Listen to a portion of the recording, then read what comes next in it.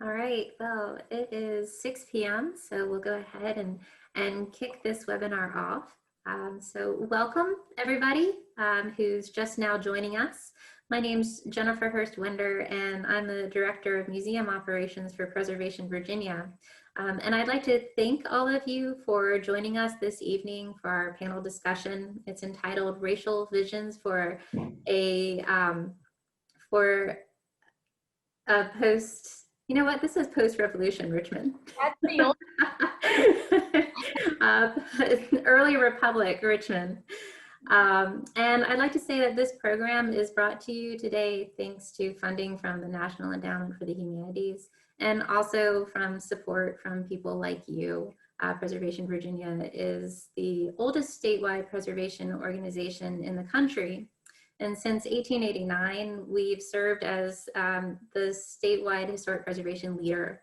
We've saved more than 400 historic places, and we have 6 historic sites that are open to the public. And these sites serve as a catalyst for our efforts to protect and preserve historic places and communities all around Virginia. And so today's program is based out of the John Marshall House. Preservation Virginia also owns and operates Patrick Henry Scotchtown, Bacon's Castle, Smith's Fort, Cape Henry Lighthouse, and historic Jamestown. So we have a very chock-full webinar today. So I wanted to go ahead and get started with our panelists. And we are so thankful to have such a wonderful list of panelists today. So I'll start with Anna Edwards. She is a public historian with the Sacred Ground Project. She has been working in Richmond, Virginia, but is a native of Los Angeles.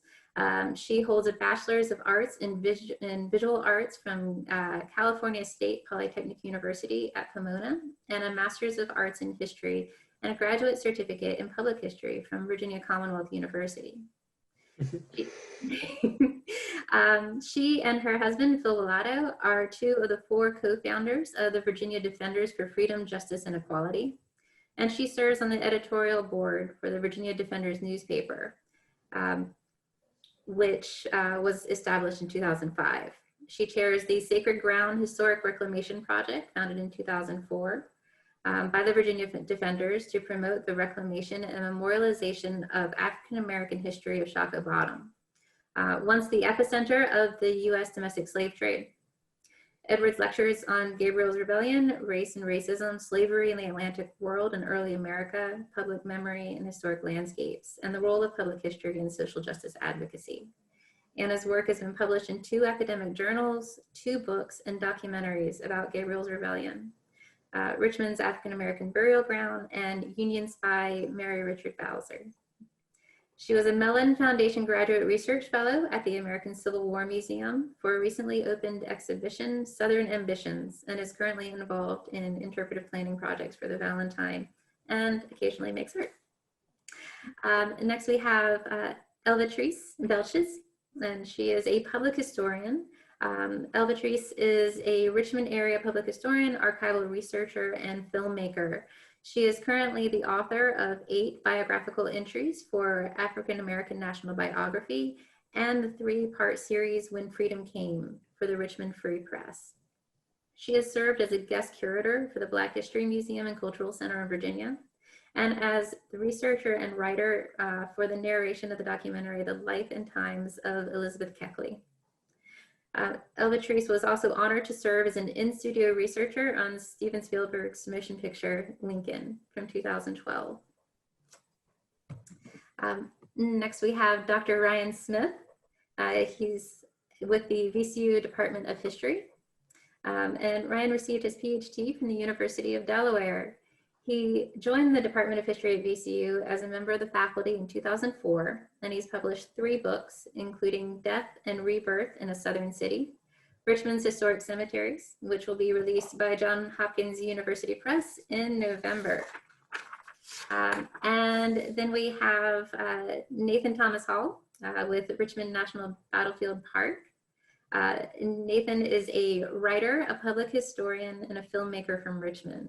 With an undergraduate degree from Virginia Commonwealth University and a master's degree in history from Louisiana State University, he presently works for the National Park Service at Richmond National Battlefield Park and Maggie L. Walker National Historic Site. And our moderator for this evening is Meika Downey. She is with Preservation Virginia as the John Marshall House, and she is the education manager. A native of Campbell County, Virginia, Meika joined Preservation Virginia at the beginning of July. She graduated in May 2020 with her master's in history and certificate in public history from Virginia Commonwealth University. She studied modern American history with the emphasis placed on society, race, and the military. Meika has been working and interning in the public history field since 2016 and is very excited to be developing educational programs and interpretive tours at the John Marshall House. So we're really excited about this panel discussion, and at this point, I'm going to turn it over to Meika as the moderator, and I'm going to enjoy this presentation, the same as all of our wonderful participants. So thank you all, and Meika, I'll turn it over to you. Many thanks to Jen for her introductory remarks, and I'd like to echo her in her welcome to our panelists and to our audience members joining us remotely.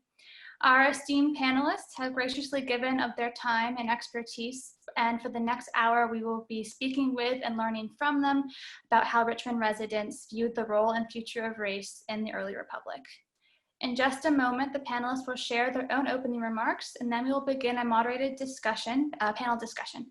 Afterwards, we will have allotted time to engage directly with you all at home. I encourage you to submit questions for our panelists via the chat box you should see on your own screen.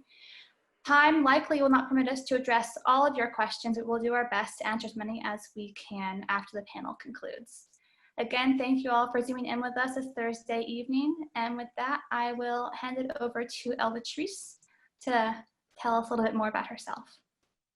All right, thank you, Meika. I'm a proud Richmonder, and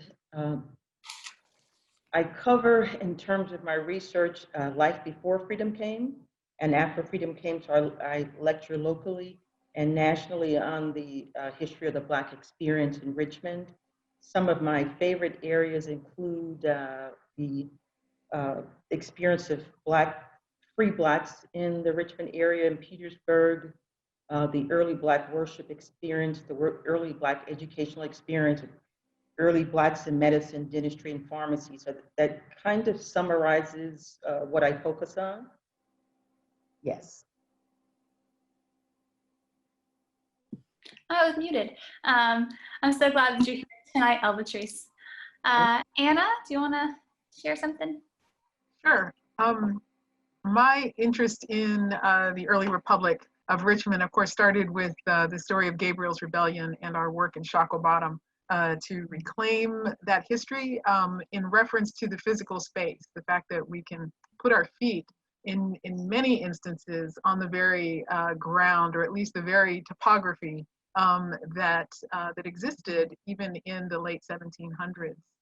And my work, my thesis work at VCU was centered on developing a biography of a man who had lived the first half of his life enslaved, and then the second half of his life free in Richmond in the very years when it was shifting from a village to a city, and from a remote kind of trading outpost to the capital city of the state. And it makes for really interesting comparisons to our ideas of enslaved life, free life, and then of course affluent life, which is a whole other layer itself. So. Okay, thank you. Nathan? Hello, yes, I'm a native Richmonder as well, with a brief 7-year stopover in New Orleans, getting my master's degree and getting employed. This all started for me with my first job out of college being working for the Valentine Museum and kind of going into a space of an early Republic federal period home and kind of finding an interest there, and continuing that with my master's in researching John Marshall and his contemporaries, the people in sort of elite Richmond, and specifically exploring how they thought about the inherent contradiction of the revolution being about liberty and then engaging with slavery in that system, and the push and pull between their concept of the rights of property versus the universal rights of man. And really, that's where my work kind of was back then. Now I've gone on to the Park Service and the Civil War and Maggie L. Walker, and coming back here is kind of a treat because it's,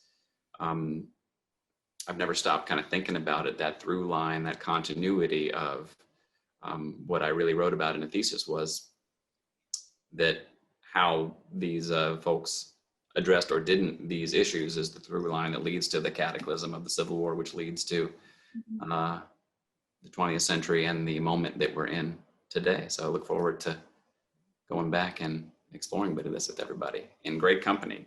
Great to have you all here. Thank you. I think we'll very much be able to dive directly into that tonight. So it's so fortunate that you're here as well. Yeah. And Ryan. Yeah, so I'm a newcomer to Richmond and Virginia overall. I moved here 21 years ago in 1999. So in Virginia terms, that's a recent arrival. I started off working at the Library of Virginia, where I got to know a good bit about the sources and the records and the experts on Virginia's history.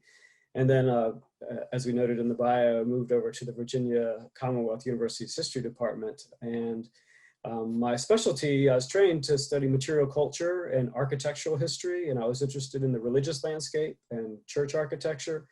But for about the past 10 or so years, that's morphed into looking at cemeteries and the landscape of burials and burial grounds. And so I share that connection with Anna as well too. And we've looked at, with the students and in my own research, the burial grounds from the origins of the city all the way up through the 20th century. And as Nathan has suggested in everyone's minds, that landscape has changed a good deal, especially in terms of preservation and reclamation over the past couple decades. So that's my primary window into Richmond's history, but I do consider myself, in terms of a historical era, to enjoy the late 18th and early 19th century period in terms of a top and a focus chronologically. Okay, excellent. Well, thank you all for sharing. Again, we're so grateful that you're here tonight, and let's dive into the moderated discussion then. So, as you all know, and as our audience members know as well, this panel seeks to explore the ways in which the city of Richmond evolved in the new nation between 1800 and 1830, and likewise how Richmond's free Black and elite white populations developed their own visions for the roles and future of Black people in the city. Let's begin by describing for our audience what Richmond looked like after the War for Independence. What did Richmond population look like at this time, and how did rhetorical fervor and ideology espoused during America's founding and recent war impact the city's residents?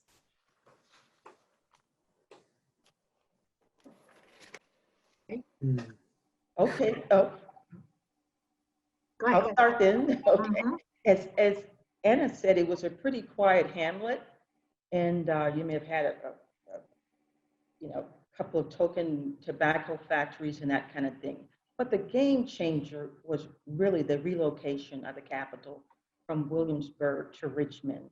And with that, you had to develop infrastructure, and you see a pretty big increase in the population as we move towards 1800 and 1830.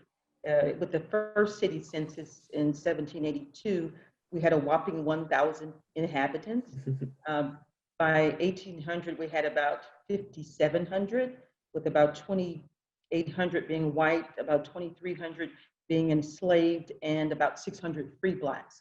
But if we skip to 1830, we're up to 16,000 people total, about 7,700 whites, a little over 6,000 enslaved people, and nearly 2,000 free Blacks. And so you almost see that the census triple, if you will. And there are myriad reasons for that, but I won't take up all the time here. But I think one of the things that is important that it may be prudent to mention here is how we came about, or how free Blacks came about, if you will. And that allows us to go back to 1662 law that essentially stated that your freedom was predicated on your matrilineal line. In other words, your status was what your mother's status was for the most part. So for an example, if your mom was white, or she was listed as a free mulatto or a free Native American or a free Black woman, generally, and there are exceptions to everything, generally you were free or considered to be, you were considered free, if you will. And so we need to start there, because there's a reason why we see this groundswell, if you will, between having 600 free people up to about 2000 in 1830. And again, if I could jump just to one more thing, with 1782, that's a pivotal year, because in that year, the legislature decided that regular or private citizens could, through their wills and manumissions, wills and deeds, they could also free enslaved people. And lastly, when it comes to rhetoric and how that maybe manifested itself, you can clearly see that in the wills of folks who are freeing people at their deaths, because oftentimes you see the quote, believing in the natural right to liberty for all, ... And so, you do see a massive change, again, in a number of areas between 1782 and 1830. Now, yield back my time.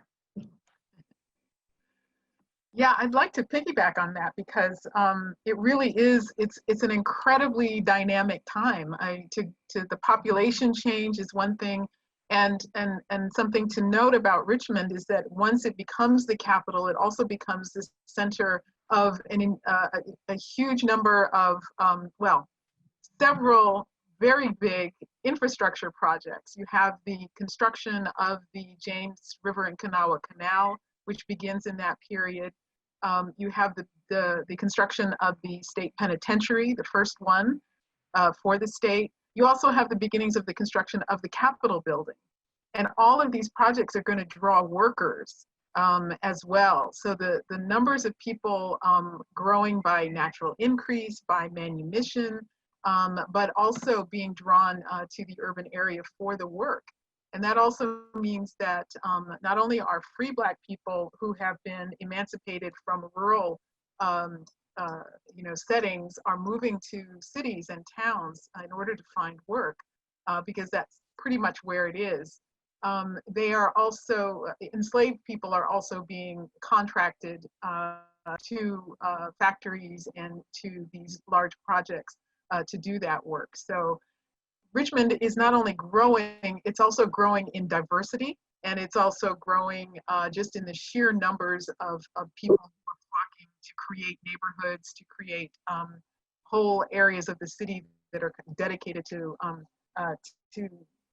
creating a life in the city. And so this town is being referred to as a city, but is rapidly fulfilling itself in that way. So it's quite dynamic. I would note that the city is expanding physically as well. It annexes or grows out into Shockoe Hill, so it crosses over Shockoe Creek, whereas before the city was east of Shockoe Creek up on what we now call Church Hill or Richmond Hill. And the divisions, there are very clear legal divisions and social divisions within the population. But in terms of space, it's not always as divided as it would come to be. We usually think of segregation in terms of the city's history. But in those early decades, we see some spaces that show a clear social division, like the Henrico Parish Church or St. John's Churchyard, which is pretty much a white congregation, and the burials around there are almost all that we know of white. And then we're all hopefully familiar with the opposite situation down in Shockoe Valley along the west side of the creek, which was the site of the burial ground for Negroes, so-called. Today we call it the African burial ground. And so burial sites were segregated, but just up at the top of Shockoe Hill, you had the Baptist Meetinghouse. And that's a very large growing congregation that is at least half of African descent, and has a very substantial Black population within there. And right next door to that is the theater, and the theater had mixed crowds as well. It did have different sections for different social classes. But in other words, Black and white Richmonders were used to being in the same spaces, even in a place like the John Marshall House.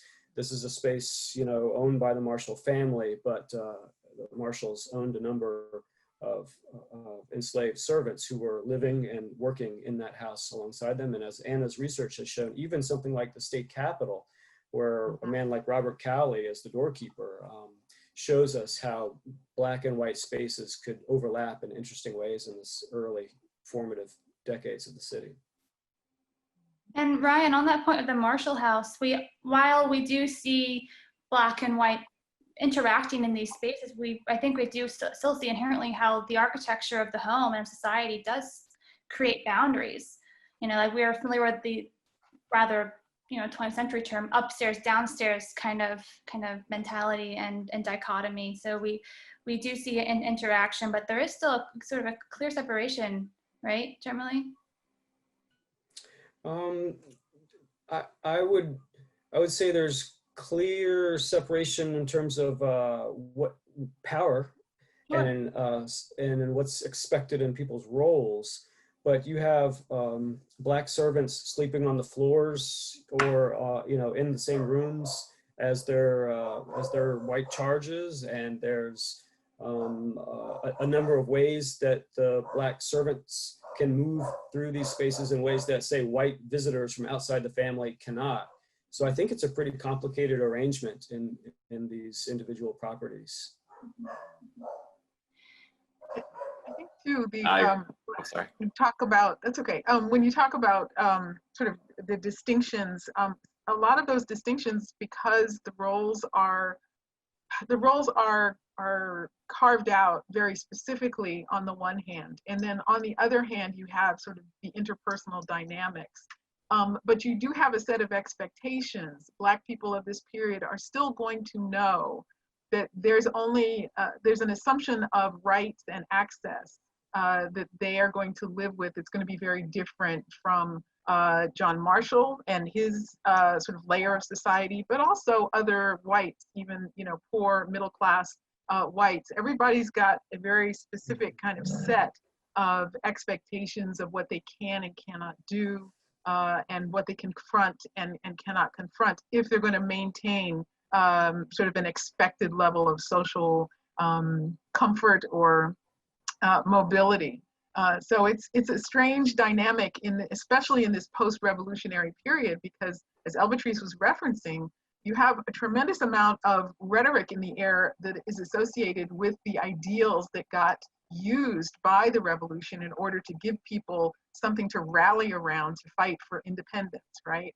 And so because of that, as she says, you have manumissions increasing in great number. You have people whites really wrestling with this idea of, should they be considering Black people as equals? And should they grant them that kind of access in daily life?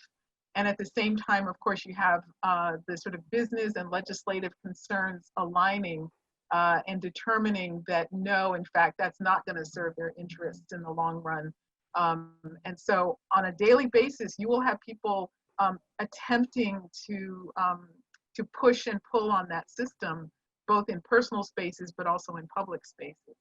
And Anna, do we see that revolutionary rhetoric impact the Black community as well, the enslaved and free? Could you draw any connections between that ideology that's coming up in the new world, or rather the new nation, and like Gabriel's Rebellion, for example, because those time periods are definitely right. They're the same. They're the same. Anything we talk about, you know, in Richmond between, you know, the Revolutionary War and 1830, there are going to be so many overlapping, you know, incredible stories. And so Gabriel's Rebellion happens in 1800. Gabriel himself is approximately 24 years old. So he has grown up literally in that revolutionary era and seems to have evolved some of those expectations. You have a whole lot of people who are very much aware of the Haitian Revolution, And in this period between 1791 and 1800, this is when the Haitian Revolution is going on, and it very much concerns leaders like Thomas Jefferson and James Madison. What is going to be the impact and the influence of all these revolutionary ideas, specifically related to the idea of natural rights of man and equality? And they know that the enslaved people are being influenced by that, because we have Haitian refugees coming in and living in Richmond. There's an area that was called the French Garden Quarter here in Richmond. So there was a clear awareness of all of these dynamics. And so it very much affected Black people. There were people who sought, either whether they were free or enslaved, to find ways to push again on the system and say, guess what, maybe it's time now. We have these aspirations, and maybe this is the time to try and take advantage of them, either through the courts, through interpersonal contract arrangements, and through seeking education. It's quite a lot going on that way. Mm-hmm. I think you see for the white Richmonders coming in when Richmond is a brand new city, and it's really like brand spanking new. You've got New York, Boston, Philadelphia. The old cities have been there for centuries in some cases. Richmond is like sprouting out of the hills, and that capital sort of symbolizes that, right? Thomas Jefferson envisioning this sort of pure Roman temple popping up out of the hill. And for the kind of elite white Richmonders, the courts are coming too, and the language of the revolution was the language of law. So law was really going to be how they approached these sort of dilemmas. And when you look at some of them, they seem to feel like there's this hopeful moment that maybe in those first few years that it might be possible to reconcile this, just for those first few years, because as you mentioned, Anna, the Haitian Revolution and the outcome of the French Revolution shows you that, the rhetoric of revolution doesn't only serve the ends that you like. So you'll see people kind of wrestling with that. And Elvatrice, you mentioned, manumission. It's the first generation where you actually can manumit, and some people are doing it in wills, and you have people like George Wythe who are actually doing it while they're alive, trying to set that example. And how rare that is instructive in and of itself. But he is in Richmond. He's the man who taught law to Thomas Jefferson and to John Marshall and to St. George Tucker, who's a young professional in Richmond at the time, and James Monroe. So he's showing you that you can do that.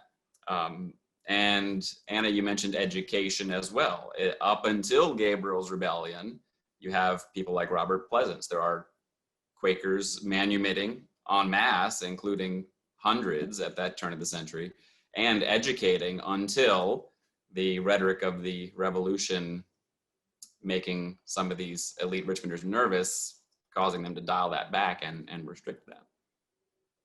And don't forget, of course, they codified the Declaration of Independence into law in Virginia. We made that.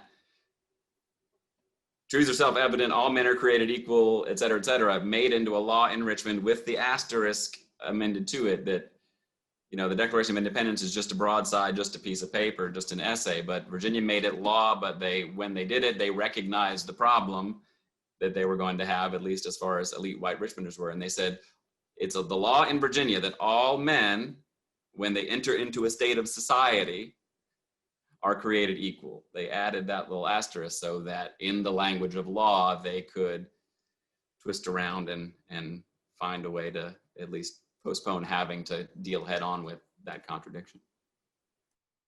If I could piggyback off of what Anna spoke about, free Blacks, enslaved Blacks, and whites were cognizant of what was going on in Haiti. And so you start to see laws enacted to keep an eye on free Blacks here, particularly, I believe in 1793, the legislature passed a law that required municipalities or locales to keep a free list, if you will, at the courthouse, a list of free Black inhabitants. And so they were starting to direct their attention to them as early as that point. And we'll see that the laws would make things more and more restrictive as we moved along. Agreed that there certainly were more and more restrictive laws as you head into the 19th century. But in Richmond, in an urban place that's growing, that is on the waterways, there always seems to be a tension between what the authorities are hoping the laws will do and what they can actually do, how far they can actually reach. They're always passing these laws against allowing the enslaved to hire out their own time. But before and after Gabriel's Rebellion, it seems to be pretty clear that those laborers are able to hire their own time out despite the laws. Sometimes laws were passed only to be repealed or ignored just a year or so later. And maybe one that rides kind of the fence on this one in terms of being implemented or not was after Gabriel's Rebellion in 1806, the General Assembly passed a state law that demanded all newly emancipated Blacks to leave the state within a year of that emancipation. But we see, Elvatrice, to your earlier note of that structure of a list of free Blacks in a particular locality, that if a newly emancipated person was able to make a case or to have a backer of some sort and present themselves as an exception to that law requiring their removal, oftentimes they were found ways to be able to stay within the city or within another locality. So the law is intending to reduce the number of free Blacks, but doesn't always work to the letter of that law the way that I think the Assembly was intending when it passed it. It was really rarely enforced, and the extant things that you do see are primarily, the reason why I should say is when people ran afoul of the law, sometimes that got them in trouble. But for the most part, very few people really had to leave the state. And it became so cumbersome to try and keep up with that. The onus was moved to the locales to follow up with people. Mm-hmm.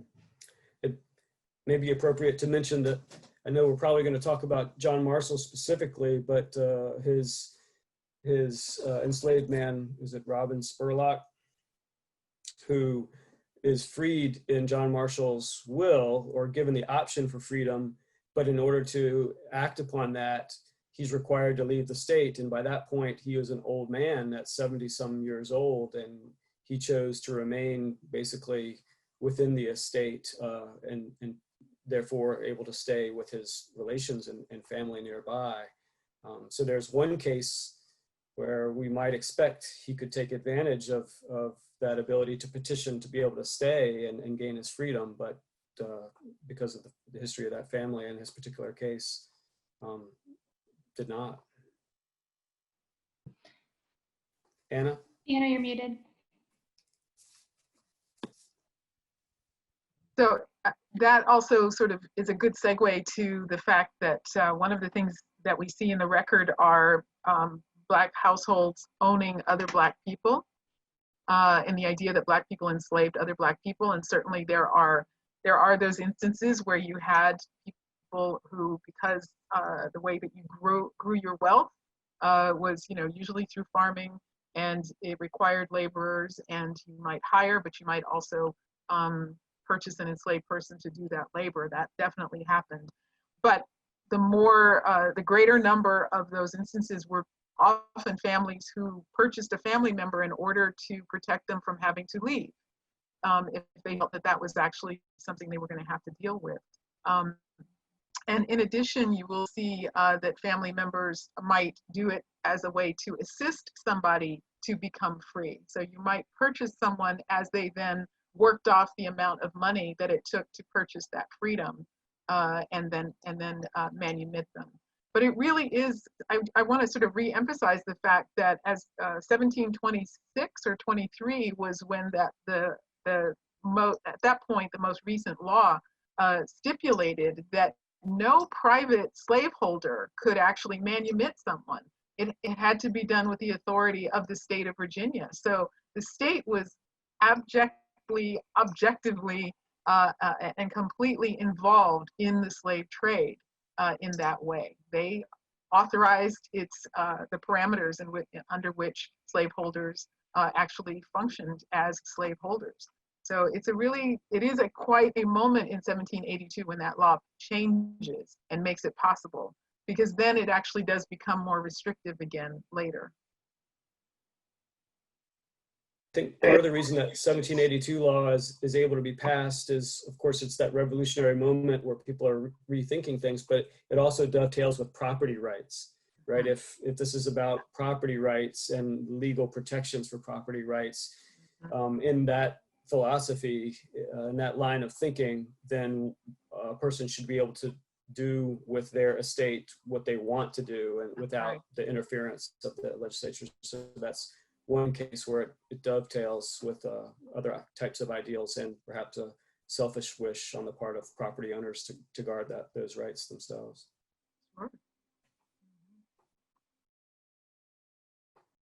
So as Richmond is sort of coming up in the world at this time, and we're seeing industrialization come to the city and urbanization, how did enslaved and free Black communities sort of help build communities for themselves? We see that construction and education and religion. Maybe Elvatrice, you can speak to the role of religion and education in the Black community at this time.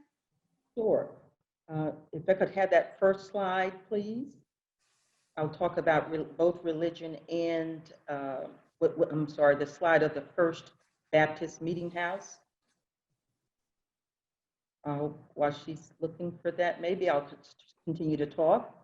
The very first, because it provides a wonderful example about the acquisition of education, or even the church as an institution of education. Thank you. This is actually a photograph taken in 1865, but it's relevant because it is still the First Baptist Meetinghouse. And the First Baptist Meetinghouse was organized in 1780, but it moved to this spot in about 1802. That picture there is from 1865. And so this is the first official Baptist church, if you will, in Richmond proper. Now, having said that, it was believed to be integrated from its inception. You know, Blacks worshiped in the galleries and perhaps later in the basement, and at later times in different services. But it afforded and accorded them some very special opportunities. For one, it served as an institution of education, if you will, but it provided socialization, and it also allowed them to create these secret societies. All right, so you have this faith-based collectivism. You know, you had a place where you could go to develop your moral compass, but also it was really a educational proving ground. Case in point, when we talk about social justice initiatives, we think about later days in the civil rights movement, but these enslaved people who fairly quickly outnumbered their white counterparts actually stood up for themselves in the early 1800s and as early as the 1820s as it relates to asking the legislature, actually petitioning them to form an African church. And that took a lot to do that. They were denied initially, but they realized that they too needed to be served. The numbers were so great, even though they had Black deacons presiding over Black congregants, that they wanted their own church. There was a split later in 1841, but I want to talk about the role as an educational experience, an educational institution. If we could go to the next slide, please, of Lot Carey. He's a prime example of someone who moved from slavery to freedom and then towards mission, his life's endeavor in the missionary realm. With Lot Carey was born in about 1780 in Charles City, the plantation of William Christian. And like many, he was brought to Richmond to work in the tobacco factories. This fellow was a brilliant man. He taught himself how to read and write, and he actually rose to the level of a foreman at his factory and also as a shipping clerk. I mean, he was brilliant, a person with a photographic memory. In actually working overtime, he was able to purchase his freedom and that of his two kids, I believe for about $800. And this man actually purchased or owned a home and farm in Chesterfield worth $1,500. Now, when we talk about, and we'll talk about the American Colonization Society a little bit later, he was hit with that missionary zeal early on, and he wanted to help his people back in the motherland. So in 1815, we had the formation of the Richmond African Missionary Society, really under the auspices of that First Baptist Meetinghouse that you see there. They raised quite a bit of money. With white assistance, Colin Teague and Locke Carey and others knew that they needed to be equipped far more greatly, if you will, in terms of preparing to go to what would become Liberia. And you had a white congregant by the name of William Crane, who created a night school for at least 20 of those free Black men there at the Richmond Baptist Meetinghouse. And this was around 1818 to 1820. And so you had Mr. Crane and others teaching these men reading, writing, and arithmetic. And as such, they acquired an education in that way. But again, this again allows us to speak to the point of socialization, as well as the church as an educational institution. Now, it's important to remember that Mr. Carey's beliefs and his desires to help his fellow man were far different than the efforts of the desires of the American Colonization Society, which wanted to rid places or locales of free Blacks. Okay? But having said that, Locke Carey and Colin Teague and others sailed in 1821, becoming some of the very first Black missionaries to what would become Liberia. We have the next slide, please. Or whatever you pull up, it will work.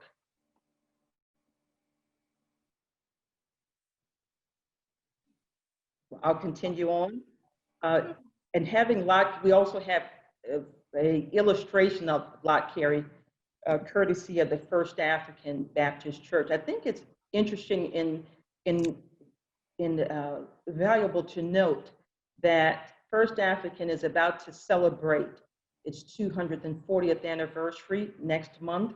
It does not record its origin in 1841 when the split occurred. At that point, Black congregants outnumbered the white congregants 4-1. Instead, they traced their roots all the way back to the beginning. Now, having said that, I wanted to point out another fellow by the name of Gilbert Hunt. Hunt was born in about 1780 in King William County, and it was also brought here. And he was a blacksmith. He was taught to be a carriage maker initially, and he was also a member of the First Baptist Meetinghouse. Once again, he also wanted to test the waters in Liberia. He traveled and stayed there for about 8 months, and it wasn't for him. So he traveled back, and he apparently talked about the place very negatively, and as such, he was reprimanded by the church. It's important to note, too, that First Baptist Meetinghouse also licensed Black preachers, if you will. Mm-hmm. The third visual that I have, the fourth one, would be, it'll probably come up, is an actual list of people who decided that they wanted to immigrate to Liberia in 1824. And they're listed by name. They actually came to a meeting at that First Baptist Meetinghouse there and stated, I desire to travel. And so these are interesting times. Again, 1815 was pivotal. Why? You had the creation of that Richmond Baptist Missionary Society. And also, by the way, we had the formation of the Burying Ground Society of the Free People of Color of the city of Richmond. That's a mouthful, but it shows you again that they really valued how they would be buried. That was a very important thing. And so, that there was another mirror organization like that also in Petersburg, but they purchased land so that they could be buried in a respectful manner. And that was, so 1815 is somewhat of a watershed year also. Great, thank you, Elvatrice. Sorry about the slides. I guess we're having some technical difficulties. Apologies to everyone on that front. So our minutes are unfortunately dwindling away, so I just want to touch briefly on the differences between urban and rural slavery. I feel like a lot of people think about slavery, they associate rural agricultural labor, but in fact, Richmond, as we've all established, was an urban setting and supported urban slavery. Can anyone speak on sort of what that system looked like and how it may have been distinctly different from rural slave systems at this time in Virginia? It's just going to be starting to change in the early part of the period. So you would have, right at the turn of the 19th century, kind of small workshop systems, but the huge outside forces that just sweep everything so vastly, so quickly are the outlawing of the international slave trade in 1808. And then right two things together are the invention of the steam engine is going to be happening right around 1815. And the conclusion of the War of 1812 is what sort of secures that Louisiana Purchase territory, America's claim to it. So you've got ostensibly doubled the size of the United States, transportation to get there, and no more slavery coming from Africa, with something that none of those young revolutionaries coming to Richmond would have envisioned that, but it's a perfect storm to make Richmond into essentially not just enslaved people working in the factories themselves, but the thing that really strikes me is that block after block of Richmond becomes processing centers, jails, holding areas, brokerages, auction houses. So the thing that is so mind-blowing is that it becomes the largest processing center, and that'll happen within about a generation. So from that 1815 up into that 1830, the wave will be starting to crest and get bigger as time goes on. And of course, you're referencing the growth of the slave trade and slave markets in Richmond, a processing center. And I think, I'm sorry, just quickly, I think it's worth mentioning, in addition to the increase of the tobacco factories, you've got to mention those two mega flour mills, if you will. You had Philip and William Haxall come up from Petersburg and buy the Columbia mills. You couple that with, it became the Haxall mills, and later the Gallagher. These were really, really productive flour mills that did a great deal of business with South America. And they were, said to be one of the finest, or their products were. So you can't leave out the contribution in as far as industrialization of those mega flour mills that we had.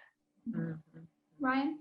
I was just going to say exactly what Elvatrice is and Nathan are building on here is Richmond is distinctive not only because of its role in the slave trade and just as an urban site generally in a largely agricultural South, but it's also industrializing at this point. So we've heard here about the flour mills, we've heard about the tobacco processing in terms of industries, but of course there's also the iron industry that would grow up. And so with the power from the rushing river waters and from the coal pits, not far outside the city, Richmond has access to a couple of different types of power sources that other southern cities don't have. And that would lead through the antebellum period, making it one of the premier industrial sites in the South. And so I think that's a major factor in looking at the way this labor force is going to be quite different from the agricultural labor force outside the city. Mm-hmm. And then it seems to me that at least a substantial minority, if not a majority, of those enslaved working in Richmond are also working in domestic service in some capacity to support households or to support taverns and to support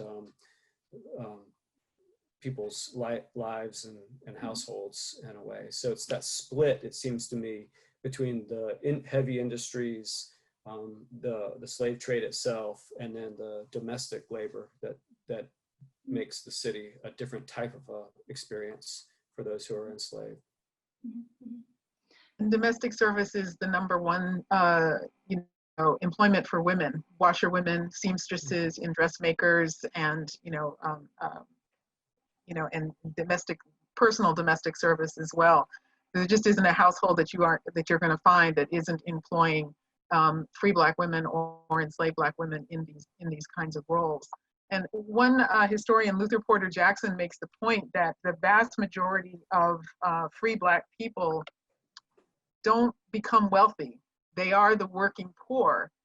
We have really wonderful examples of people who are able to accomplish and rise, and we can probably talk for 3 or 4 hours about those individuals, but they are still the exception, right? So you have a much larger population of people who are, you know, the anonymous working poor, and they are working through all of these different industries and trades, and for the most part remain, if at all possible to control it, unskilled laborers. But you do have skilled laborers as well, and you do have blacksmiths, and you do have, so it's a multi-layered, you know, society that exists, you know, all at the same time, right here in Richmond, as it's rapidly growing in population and influence in the area. And the other point I want to make is that James River that we talk about, that's creating that hydropower and, you know, a real source of actual energy to power machinery, is also the equivalent of a superhighway. And so it's you know, permitting the ability of shipping and goods and people to move from the Atlantic Ocean, you know, into Richmond and onto points west as well. So again, the activity level that is centered on the river, that is industry, that is individual life, that is, you know, shipping and transportation, is military access, all of these things really sort of converge to help make Richmond incredibly, I keep using the word dynamic, but there it is. There's a lot going on for every layer of society. Excellent. Great synopsis of urban slavery at this time. Moving on, just briefly shifting our gears, and we talked briefly about the legal culture surrounding slavery a little bit, but hoping maybe we could expound on that a tad. So maybe Nathan, you can talk about this perhaps. How did the legal culture of the early republic view slavery and race relations? And by extension, how did Marshall's law decisions, both in private practice and on the court, reflect his own opinions on slavery and that of the broader culture of the time?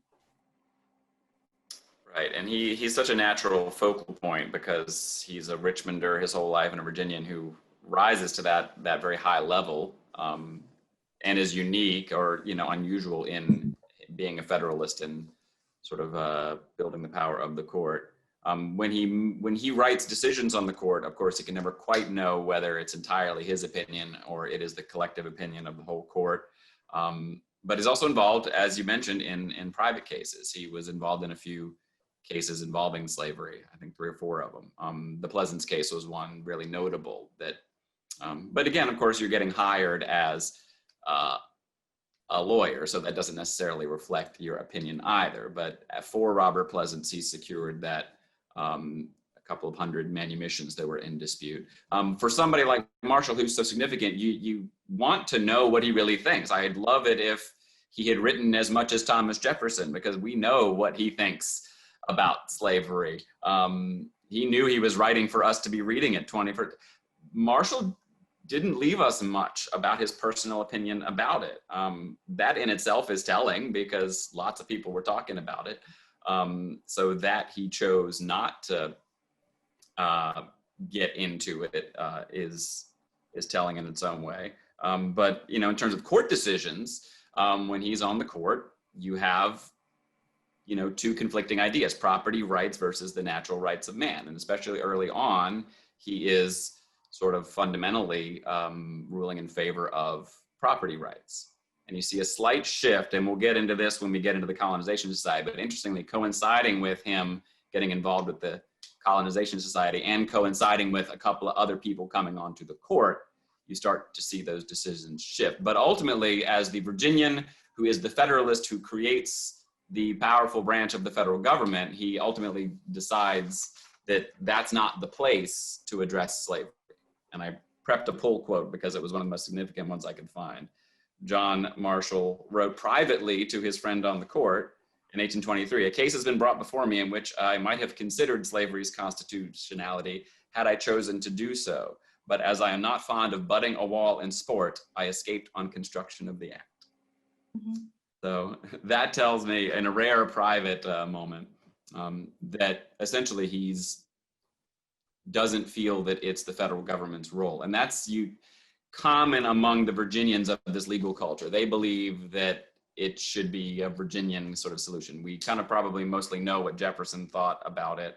One of his and Marshall's contemporaries, St. George Tucker, had some, interesting in-between views by trying really desperately to advocate that slavery needed to be ended without convulsion in a gradual way, really like writing legislation, shouting to the heavens, if you don't do this, you will rip up the roots of civil society, he said, but getting no traction. And then quietly somebody like George Wythe setting an example of doing it in his own life. And I love Robert Pleasance because he writes letters to all of the founders that you know, and he says all the things that we wish we could say to them. He writes to George Washington, Thomas Jefferson, Patrick Henry, and says, how are you reconciling that you championed liberty and all men are created equal while holding slaves? And he makes them all give him an answer, aside from George Washington, who didn't write back. But so the culture's there, and so I'll leave it for everybody else to pick up. But that's what I know about Marshall, and that he has the Virginian viewpoint, which is, I sort of describe as, at this point, generally slavery is probably a bad thing, but none of us seem to be able to figure out anything tangible we're going to do about it. It's interesting that you say he would have taken he wouldn't have taken a Federalist position on abolition, that, he was a staunch Federalist his entire life and, advocated for that strong national government, but that he likely would have thought it was a state's issue. That's quite interesting. Right. He essentially said that the law, he wrote in another decision that basically, because everybody has said, everybody generally agrees that slavery is functioning as it is, that that which is produced by general consent cannot be pronounced unlawful. So in a lot of the judges of this time, Marshall, St. George Tucker, they basically said it was the legislature's job as well, not the judge's job. So give us a law that says it's illegal and we'll enforce it. And of course, we know about John Marshall that he could, when he wanted to be very creative with how he construed that. So that he didn't do that again is telling. If just quickly interject, I've seen instances of him speaking of his disdain for slavery and the slave trade, but at the same time, he was very vocal about his disdain for free people. And we'll talk about that, I know, with the American Colonization Society, but a must read on this subject is Dr. Paul Finkelman's book, Supreme Injustice, Slavery in the Highest Court, because he unfurls everything you needed to know, but didn't know.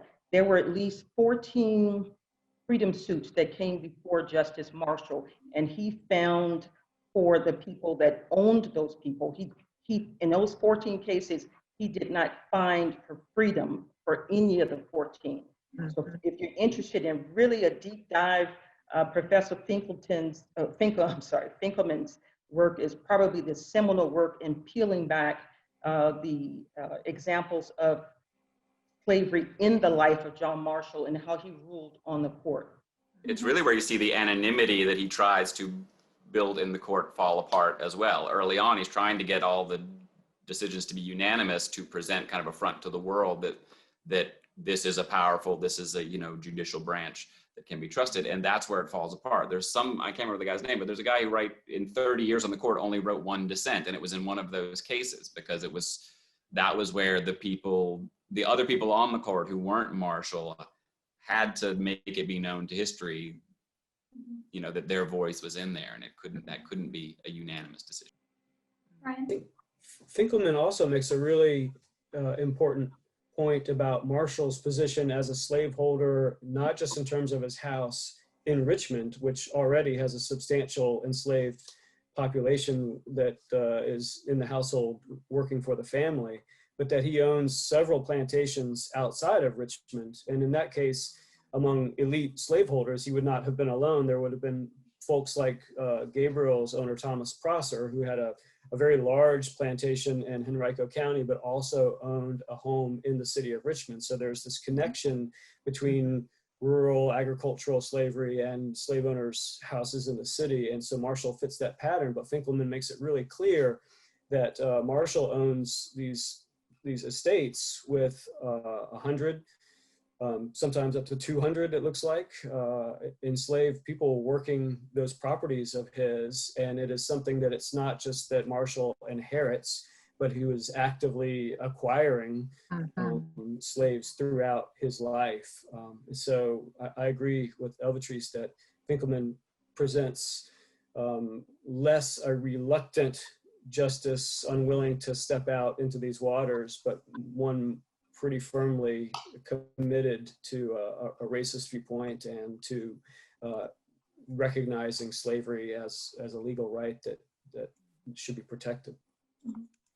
One of the interesting situations in that time, to talk about the people themselves, with St. George Tucker being someone who advocates in this way that you talk about and then gradually realizes it's not going to happen. So he pretty much flips, and his work sort of from that point on is wholeheartedly in support of slavery as the system, his status quo, and it's not going to change no matter what. We can have nice conversations over tea, and port, but it's not really going to change. And then George Wythe and kind of his fate, right? He ends up being killed by poisoning by his nephew, who actually ends up killing a young black man who is being mentored by George Wythe, giving him an education, creating the pathways for his future success. And then this nephew is jealous or resents the fact that he's not going to inherit or is not of this favored status. And so he poisons him, and he poisons the young man, and he poisons the housekeeper, who is a woman named Lydia Broadnax. She survives and is a witness, or could have been a witness. But because the legal system would not allow a black woman to be a witness against a white person, a white defendant, no matter how obviously guilty, her testimony was not able to be counted. And what's also interesting is that Edmund Randolph, who I think had recently served as Attorney General, would later become governor of the state, he tried to present her testimony himself, say, I know this woman and this is what she saw, to try and get this man convicted. But the courts wouldn't do it. And therefore, George Wythe's killer goes free. So they were more willing, how do I put this? They were willing to throw someone that they considered to be a leading light of the revolutionary era and the practice of law in the New Republic. They'd throw his murder under the bus, basically. No justice for this killing, in order to preserve the mechanisms by which they control Black people's access to parity. It's a really stunning example. Now, The irony is that in George Wythe's court, he would have been more likely to allow that kind of testimony, given in his chancery court, he would hear slave cases and things like that. So he would allow for hearsay evidence or other things, or putting the burden of proof on an enslaver versus the enslaved. So there's irony there as well. And we do know that happens. When we were talking about the fact that there's the law and there's the practice, and then there's what happens on a daily basis. There are certain circumstances where, a local court situation might determine that the Black person bringing the case actually was a person of better character than the white person that they were, bringing to trial, and therefore might actually find in their defense. And that speaks to the relationships within, communities that allow these exceptions, to the rule. Mm-hmm. You all have mentioned several times the American Colonization Society. And I don't know whether everyone knows what that is. Can any of you explain what the Colonization Society was and what, Marshall, who was the advocate for it, intended with it? So go ahead. Elvatrice. I'll quickly start things off. The basic impetus for the formation was to rid locales of free Black people. pure and simple. Justice Marshall, echoed that sentiment. And if you look at the legislative petitions at the Library of Virginia, for an example, from locales around the state, you have, groups of people saying, look, we want to be rid of these people from our communities, because they thought that if you had free Blacks in the same company as enslaved people, that would make them perhaps, be pushed towards freedom and the acquisition thereof. And so it was definitely different than a missionary society per se. It was, pretty much to rid the country, if you will, or rid locales of the free Black populations. The rationale, oh, sorry. No, go ahead, Nathan. It sort of, this organization created it in a tiny nutshell in the early 1800s with the idea of, okay, you're creating a colony in Liberia so that free African Americans or African Americans are freed could voluntarily go there. So it's sort of totally separate from the idea of general abolition, just an idea of, for the Revolutionary era Virginians and Richmonders, they still had this unease where they somewhere deep down, they felt like this was a wrong thing to do, but couldn't find a big solution. So the kind of thing that they invented to pay lip service to doing something about slavery, anything that could make them sleep a little better at night, was, let's find a place that isn't here for them to go. And so they just kind of came up with this idea of pick a section of Africa and send everybody back there that, is 4th, 5th, 6th generation Virginian.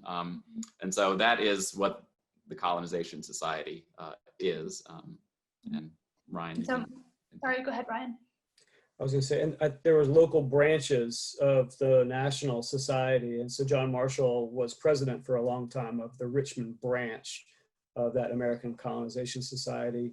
And it, as somebody mentioned, I think in the comments, this idea of colonization continues up through Lincoln and perhaps beyond, but it reaches back to Thomas Jefferson had written about this idea in the 1770s or 80s.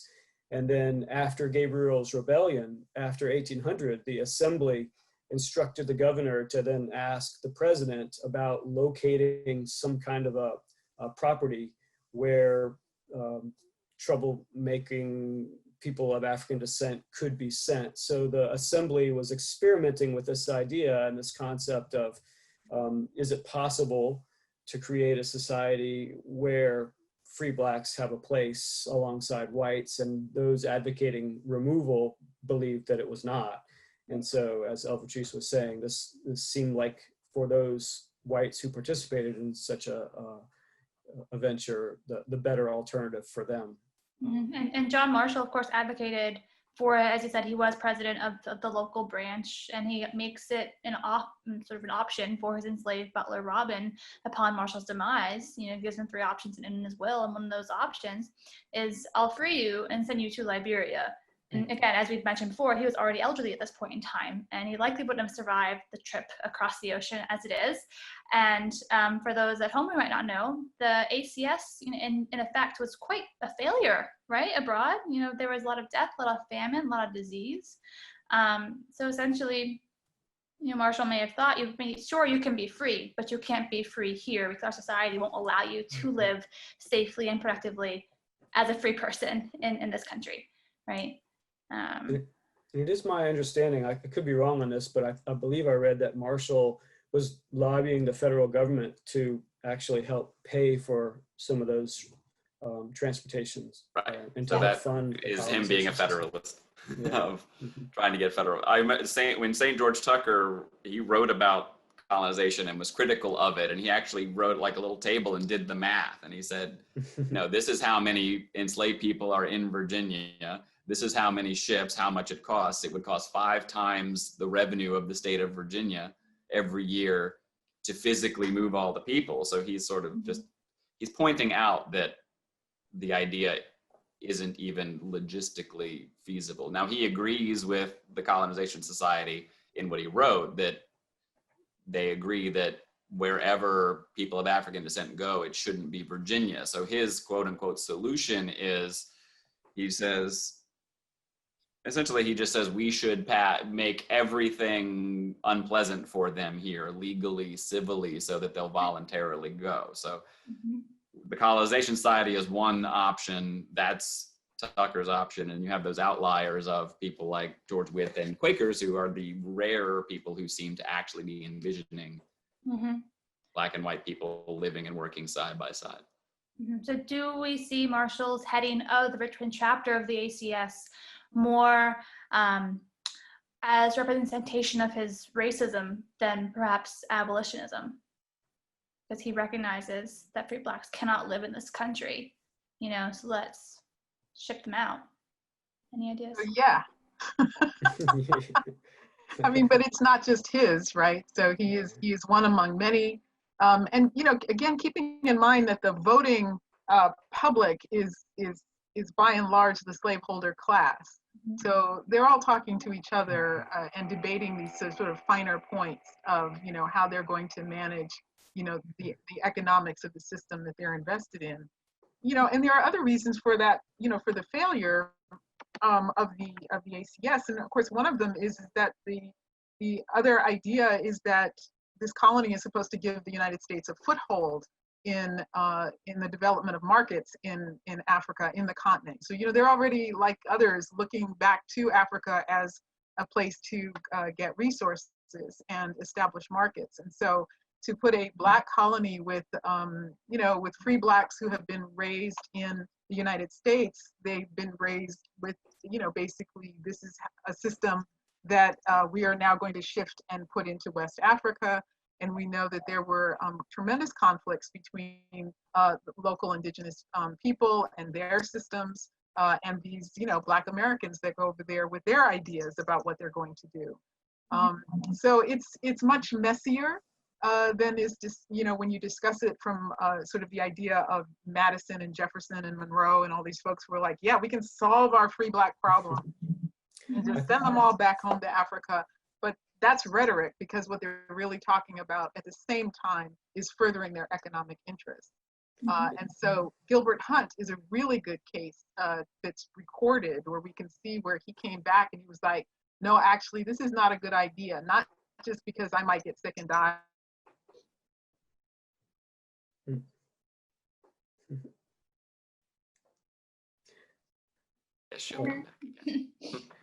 Well, I think Anna was exactly on the right track, that it's more important to look at what free Blacks themselves thought about this enterprise as much as what it tells us about John Marshall. I think what we see the overwhelming number of free Blacks in the community doing is what Elvatrice outlined before, is investing in the church communities, investing in opportunities for education. Somebody like Christopher McPherson, who tries to operate a school that's an unsuccessful effort on his part.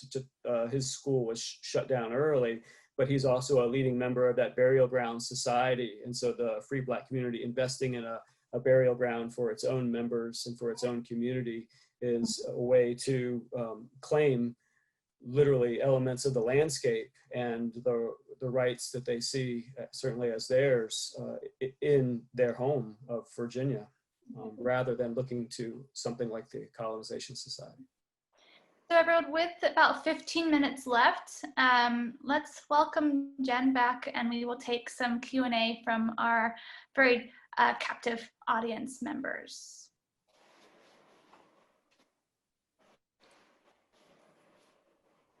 Hi, everybody. Hi, Jen. All right, so we've had some wonderful conversations. I learned an awful lot about Richmond history, so thank you all for that. And we've had a very robust list of Q&A questions. So I'm just going to go ahead and go back to a couple of the earlier ones. And we had several questions that were basically asking what the dynamics were between the people who were free Blacks in the city of Richmond and also people who were enslaved. We had several people ask questions about that. Well, I think Anna's already, go ahead, Elvatrice, I'm sorry.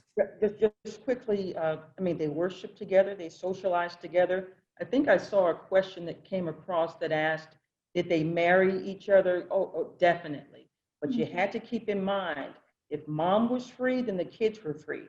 But if dad was free and mom was enslaved, those kids were also enslaved. And so that's that was always at the back of their minds, forefront too. Yes.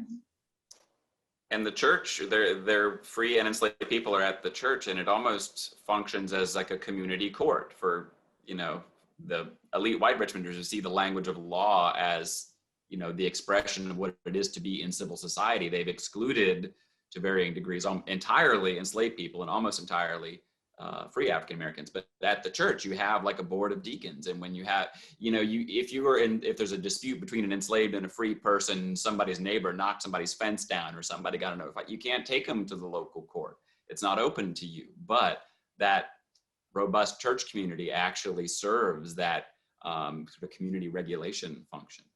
Mhm. But I would also add, though, that given the pressures that the entire Black community, free or enslaved, is under, and that blurry line sometimes between slavery and true freedom, given the lack of ability to testify, as we just heard, against whites and other restrictions on free Blacks' movements and rights, that the free Black community does seem at times careful about trying to guard its prerogatives as a part of the free community. And so we see that in the burial grounds, for example.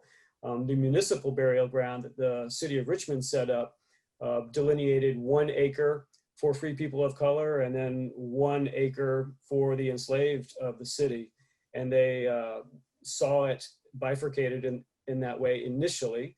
And then the Burial Ground Society that set up in 1815 and 1816 on the north side of town, it seemed to be part of the regulations there that you had to be a free person to be buried in that yard, to be buried in those grounds. And so when other burial ground societies join alongside them, they also seem to adopt that position of having to be free to be able to purchase or to be able to have access to those same grounds. So there's some areas where the free community is seeking to identify itself as closely as such as they can. I'm glad Anna's back, because there were a couple of questions about the judicial processes for free Blacks and enslaved people, specifically about Gabriel.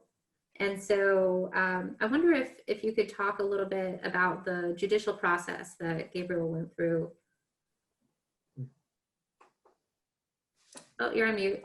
Right, here we go.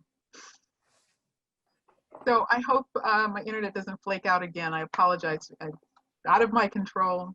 But the Court of Oyer and Terminer is the kind of court that was convened for Gabriel's rebellion, for the trials, for those who were accused of participation. And the Court of Oyer and Terminer originated back in England, like most of the systems that were adopted or adapted here.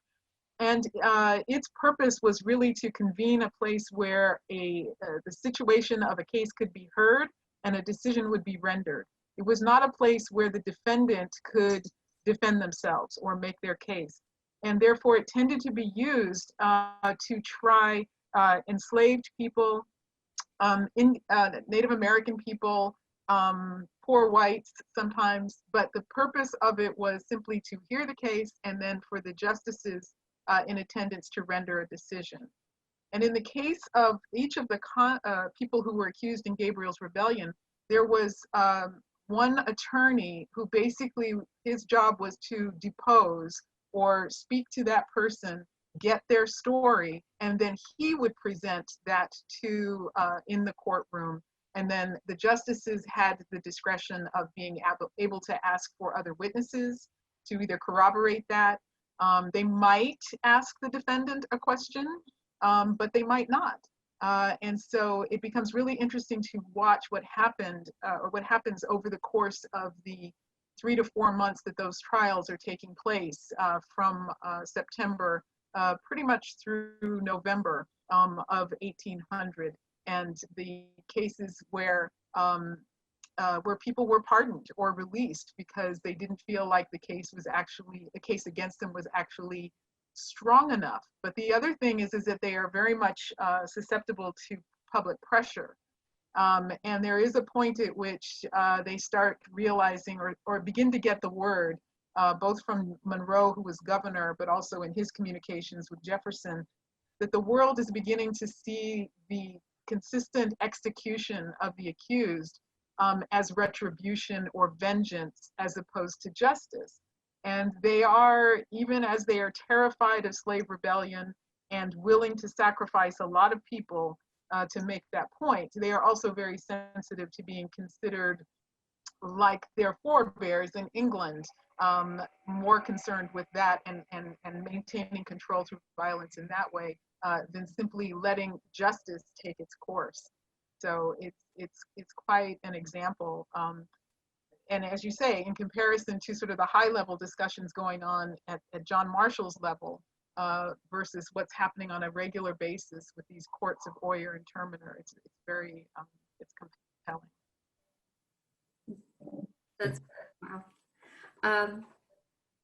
All right, let's see. So there was one question that asked about the political center of Richmond being a capital and being a very urban center, and the visions of race that were being discussed in elite white society and throughout Richmond, and the ways in which, if it did, differ in the surrounding counties.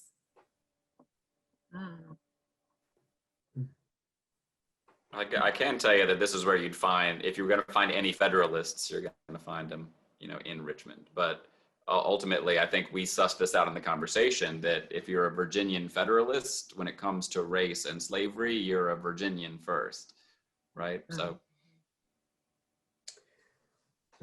Just speaking immediately of Henrico County, the proportion of those of African descent is much higher than in the city of Richmond. So if Richmond's population ratio is about 50 European, 50 African, then out in Henrico County, that ratio is a good bit higher. And then some of the holdings are considerably larger. So somebody like Thomas Prosser has 50 some people enslaved on his plantation at Brook Farm. And that would have been very, very large by city of Richmond standards. So there would have been a different social dynamic and obviously a different landscape to engage with in those kinds of differences. Mm-hmm. Now, right about the time of Nat Turner at the end of our area of discussion is also when they meet to rewrite the Constitution of Virginia.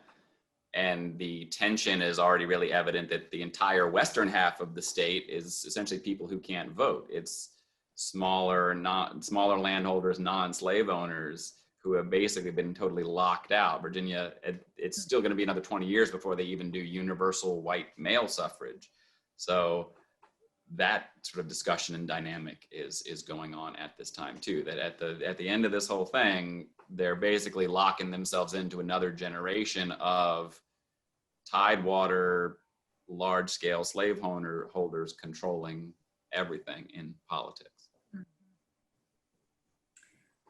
All right. Now there was one question about the portrait behind Elvatrice, and so I'll answer that one.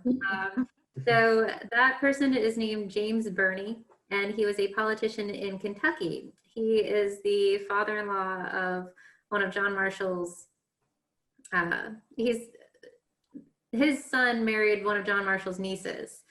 But he is actually a very interesting character because he was an abolitionist, politician, lawyer, and he was actually head of the Anti-Slavery and Liberty Party, which was around 1840s. So that's who that gentleman is behind Elvatrice. So we're getting pretty close to the end of our time, but I did want to ask if any of our panelists kind of wanted to wrap up with anything that they wish that they had said at some other point. So I'll give you all just a couple of minutes to say any last words. Well, I wanted to talk about Robert Cowley, and I wanted to talk about Christopher McPherson. I wanted to lay a map out on the screen and show people, you know, the places that existed then, the streets that we walk on today, that the same people that we've been talking about walked on. Just this way of being able to imagine, you know, two Richmonds we talked about, but, you know, there were multiple Richmonds, multiple societies existing at the same time, walking these same streets together, and all of the big ideas that we have been talking about coexisting with the daily decisions that people made and the ways in which they crafted their lives. It's really amazing to think about putting ourselves back then and trying to imagine what roles each of us would have been serving in that society, and how that would mean that we would encounter each other on a daily basis. I wonder if I could just show two quick images by way of conclusion for me. I was going to show those maps, but here's a look at the John Marshall House from the Mutual Assurance Survey from 1815, and it shows his dwelling house there on 9th Street, but it also shows those outbuildings around it, his office space, his laundry, his kitchen, and these are the types of service spaces that we would expect, you know, his enslaved population to be spending a lot of time in and around. And so the interpretation of that site today, as we go and visit it, will naturally have to take all these different layers into account. And the last slide I might show is this one here, which is a scene of different types of gravestones in a lot of the early Republic burial grounds in town. There's St. John's Churchyard, there's the Hebrew Cemetery, there's Shockoe Hill Cemetery, and then there's the Barton Heights Cemeteries. And you can see they all have, and the ones that I've chosen, this same tripartite shape. They all have a similar profile of the stone, even though there's some distinctive qualities to them. On the left, the Barton Heights Cemeteries is the name that we give to that's Burial Ground Society for the Free People of Color of Richmond. And that stone there from 1827 is a really precious survival of that free Black community. It's the stone for Philip With.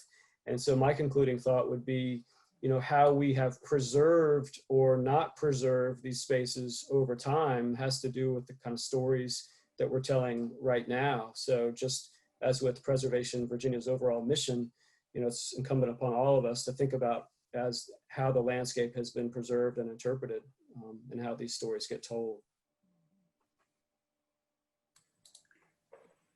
Yeah, thank you. Thank you for saying that. I know that one of the initiatives that Preservation Virginia has held close to our hearts is the preservation of historic African American cemeteries.